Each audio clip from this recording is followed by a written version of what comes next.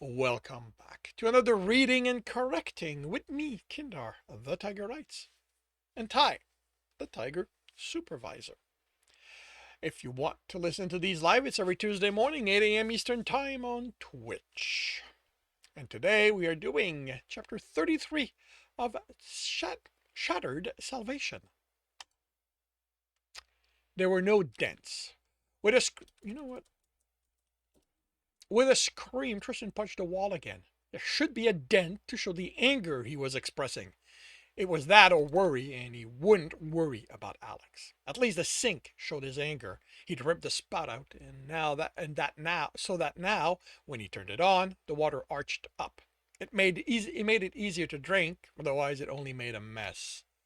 He kept his anger in check while being escorted back to his cell. He'd even kept from ripping heads off as they ordered him to strip, then commented on his luck. It wasn't the comments. He didn't care what others thought. He knew how well he compared to human men. What did it matter if he wasn't built exactly the same way humans were? Alex never complained. None of the lovers he'd had complained. It was the pointing being turned into something to amuse them that stoked his anger. He was tempted to knock them out and show them how well they could perform and see if they would still point and comment after that. But neither of them was Alex. He didn't want them. Finally, they'd gotten bored, dropped another pair of pants, and left. He'd left them on the floor. He only wore clothing to blend in and to appease humans and their sensitivities. It was difficult to pass unnoticed when everyone stared at you. He searched for an escape. He couldn't use the same method. Not only had they taken his tools by taking his pants and belt, they'd welded a plate over the door's control. He searched the walls for hidden access to the maintenance conduit without luck. He pounded on the door, letting out more of his anger, but no one responded. Not having found a way to escape, he was left stewing over his mistake. He relied on the information provided instead of doing his own in-depth research. His employer had described this quarry as a family man driven by a need for revenge. There had been nothing in what she told them to hint of this level of planning. Tristan had expected a rich sovereign playing at being a mercenary. What he'd gotten was someone who'd taken it seriously, who had not only planned for what he wanted to do, but the eventualities that would occur in the process. Cruise ships this old didn't come with a security system that would have alerted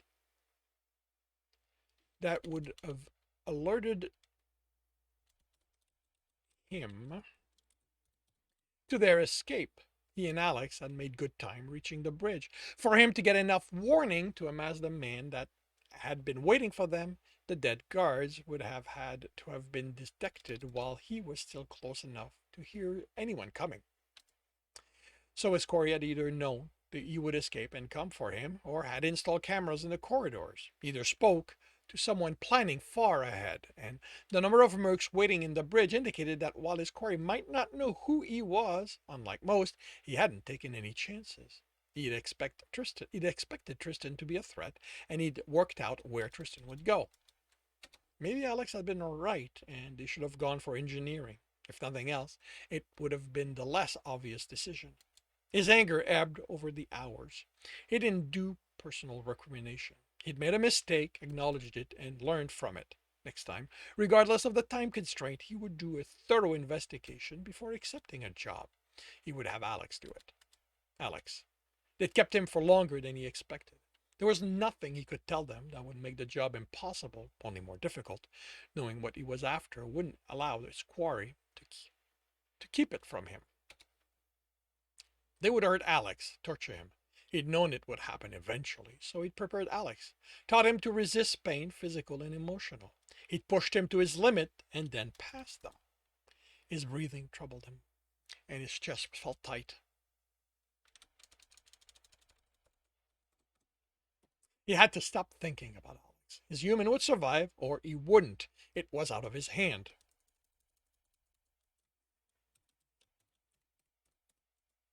What he needed to do was escape, and the only option he had left was rushing the guards the next time they opened the door. It happened faster than he expected, and he was up before the door was half open halfway across the room by the time it was open and stopped as the guards threw someone inside. Tristan forgot his escape as he rushed to catch Alex and lay him on the floor gently. He didn't feel anger or rage at what had been done to him. He felt fear.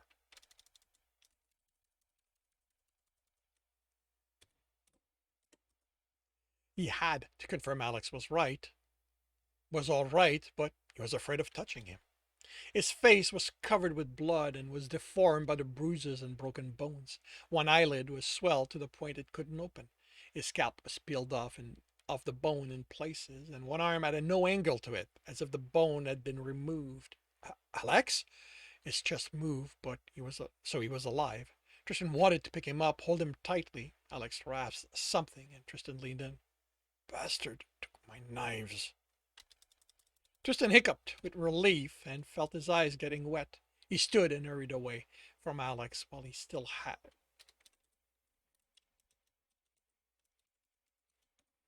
He stood and hurried away while he still had himself under some control. He didn't care for Alex, Tristan told himself. Alex was nothing but a tool. That they had damaged him was deplorable, and he should be angry that someone had done this to something of his, but the rest of what he was feeling had no business there. He didn't care. He wouldn't let himself care. He looked at the human lying on the floor and directed his anger at him. That human had no business affecting him like this. Not after the years he'd spent turning him into a thing. He went to stand over him, ready to order him to stand, ready to make Alex suffer for what he was putting him through. Alex opened an eye and began pushing himself up with his working arm. His face was a mask of pain, but no sound escaped his lips.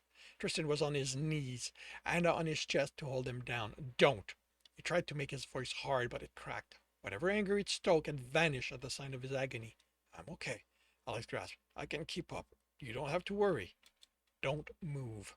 The pain in his own voice worried him. He forced himself to think, to avoid thinking about what he was feeling and why.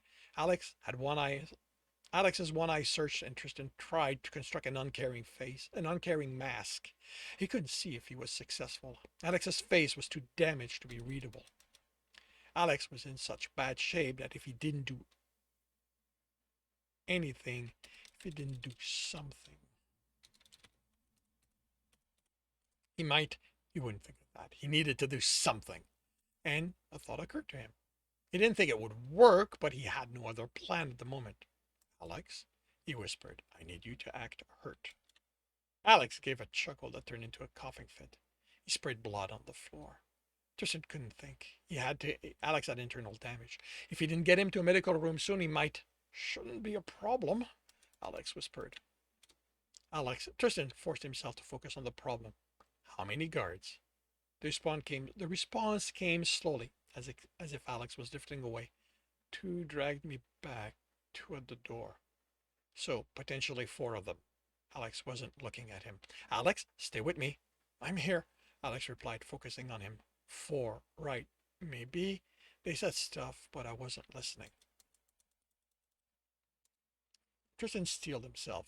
You're dying, Alex. No, I'm not. His voice was steel, and the determination in his eyes made Tristan proud. You are dying, Alex, and I am panicking because I don't know what to do. Alex opened his mouth, but paused. He searched his face, then nodded. I'm dying. Right. Tristan smiled. Even in his current state, Alex was sharp. I'll draw as many of them as I can, but you'll need to take care of whoever will check on you. There might be more than one. I don't know how long it'll take to handle the others. Alex nodded. I'll deal with them. Tristan stopped his hand as it was about to rest on Alex's head, and he was unable to tell if it was out of fear that he would hurt him or that Alex would understand why he'd done it. He stood and used this conflicting emotion to build his mask. He reminded himself it was a mask, the mask of someone about to lose the person who mattered to him more than life itself. He's dying! The word came out before he started banging. Tears were falling down his face. You have to help! No reply came, so he pounded on the door. You have to help him! I can't lose him, please! Someone said something he couldn't make out. For the love of all, he doesn't deserve to die. Please help him! The door opened and he had a gun in his face. He couldn't make out the model through his tears. I don't have to do a damn thing. Please, he's all I have. He looked at the other two men, pleading. Don't you care at all? No, the man with the gun said. We don't. I should just shoot you so I don't have to deal with your body so you don't have to deal with your buddy dying. Tristan opened his mouth to plead again, but the man on the left spoke. The boss didn't say anything about either of them dying. Tristan dried his eyes. You have got... Seriously? Doesn't he realize how much trouble it's going to be to keep that one alive? You do it, and you tell the boss. Remember what happened to Umbrello? The man was thinking about it. Unfortunately, he was thinking it would still be worth it. Tristan hunched his shoulder, made himself sob. I'll tell you everything. Just help him, please. We get answers out of this, and the boss is going to be pretty happy with us, the man on the right said. The man with the gun, Z4P, nodded. Yeah, he will. He motioned for Tristan to move. Over there, and don't try anything or I will kill you. The boss can't say anything if it's in self-defense. Tristan did as instructed. He even raised his hand to show in a show of compliance. Lair, you check him out. Ahmed, keep an eye on this one with me. I don't trust him. Ahmed was the stockier of the two. He pulled the Z4P and Tristan had to fight not to roll his eyes. Both stood between him and Alex, blocked his view. Took a step to the side. Don't move. I just want to see how he... His voice caught as Alex went into convulsion. He took a step forward and had a gun in his stomach. Don't even think about it. Tristan glared at the man. How dare he keep him from Alex? He needed him. He had to go help him. Guys, something's happening to him. Tristan had his hand on the gun before the man had started the motion to look over his shoulder. He ripped it out, coming away with a couple of fingers. As the man opened his mouth in pain, Tristan shoved the Z4P in it until the back of it was behind the teeth. He turned to the other man as this one dropped to the floor. There was a flash from the gun. He felt his heat at his side, smelled burnt fur and flesh. He closed the distance. There was another flash, but no corresponding heat. He batted the hand away and punched the man in the face. The man backed away, punching Tristan, but he didn't care. When the man was back against the wall, Tristan kept punching him in the face. When the man began slumping down, Tristan held him in place, and he hit him over and over until his fist hit the wall. He let the now headless man fall. Tristan turned to go help Alex, but his guard was sprawled over him, a knife in the neck, which Alex was trying to pull out. Tristan pulled the man off him. My knife! Alex gasped, then fell back. Relieved and amused, he pulled it from the neck and handed it to Alex, who cradled it. This obsession of yours is starting to sound unhealthy, says the Somalian who owns at least one of every gun that's ever been made. Alex turned on his side with a silent cry. Tristan took a step to help before stopping. No, he cursed himself. He didn't care about him, about the pain he was in.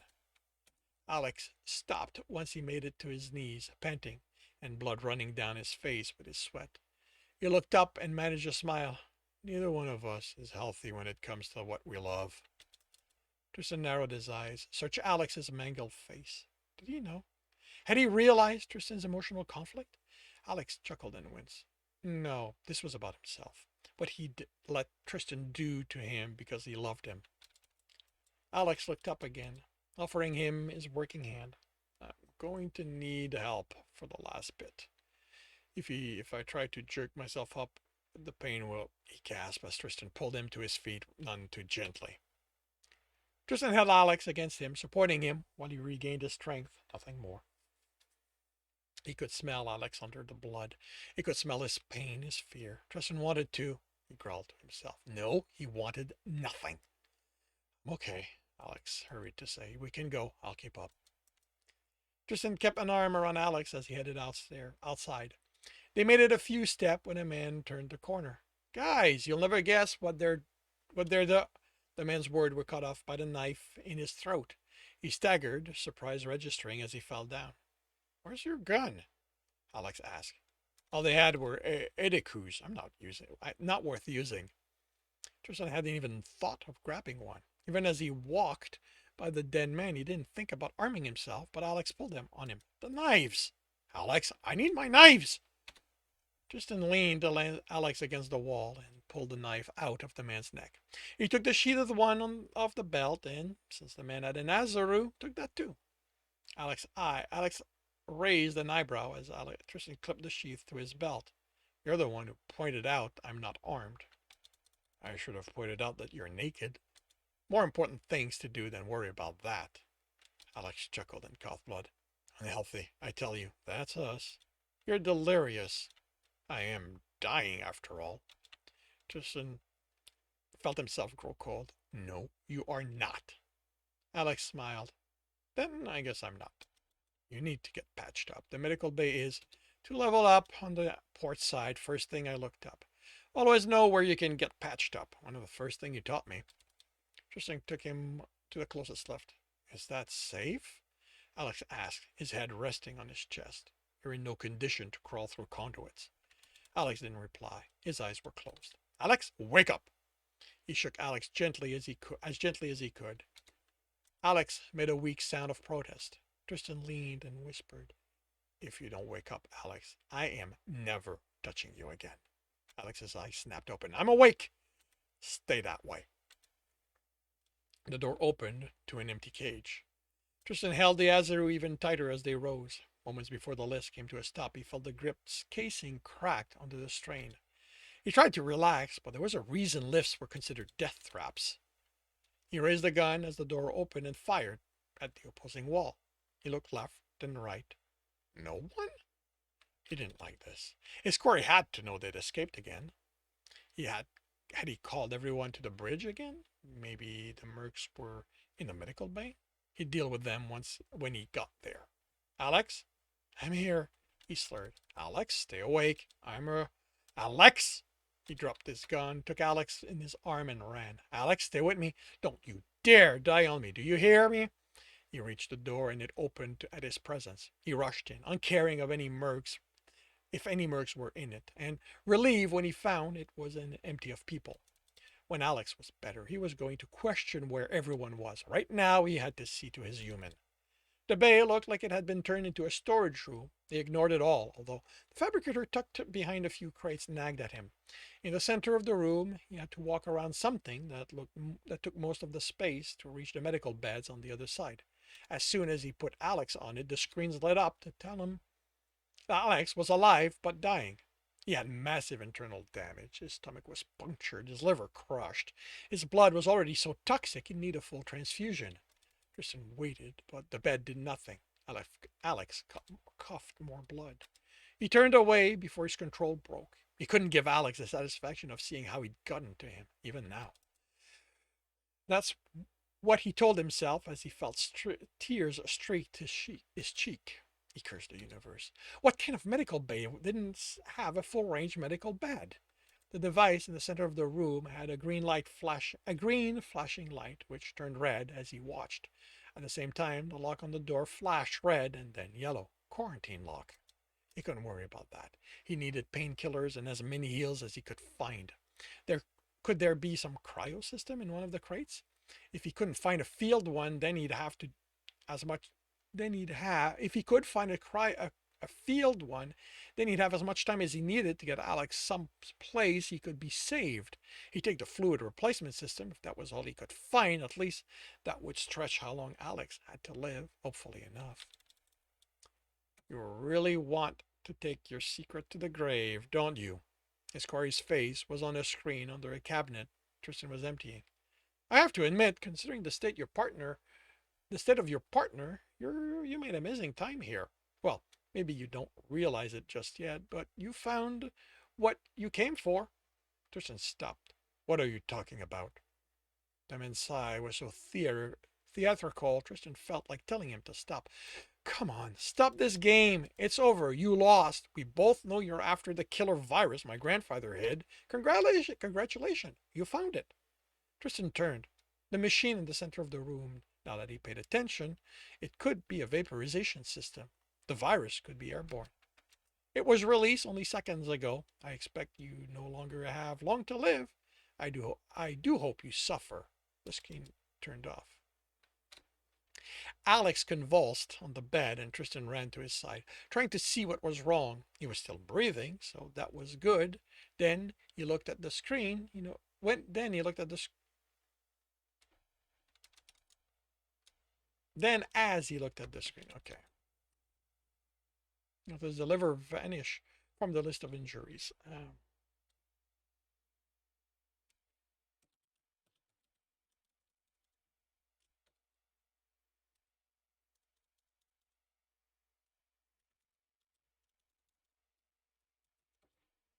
He looked at the screen as the liver vanished from the list of injuries. He looked at Alex, and the minor cuts were healing.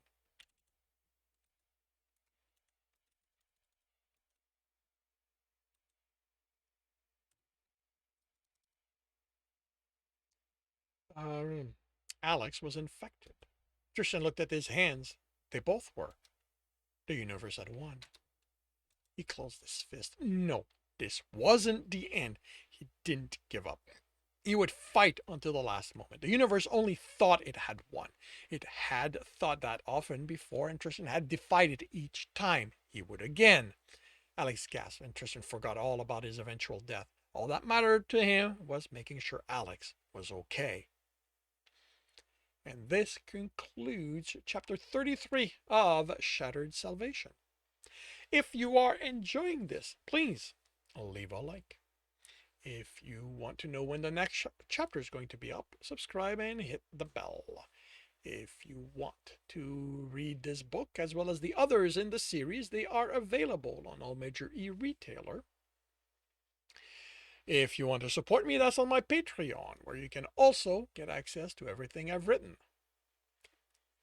And if you want to listen to these live, it's every Tuesday morning, 8 a.m. on Twitch. 8 a.m. Eastern Time on Twitch. The links are in the notes, and with that, I shall wish you a good day.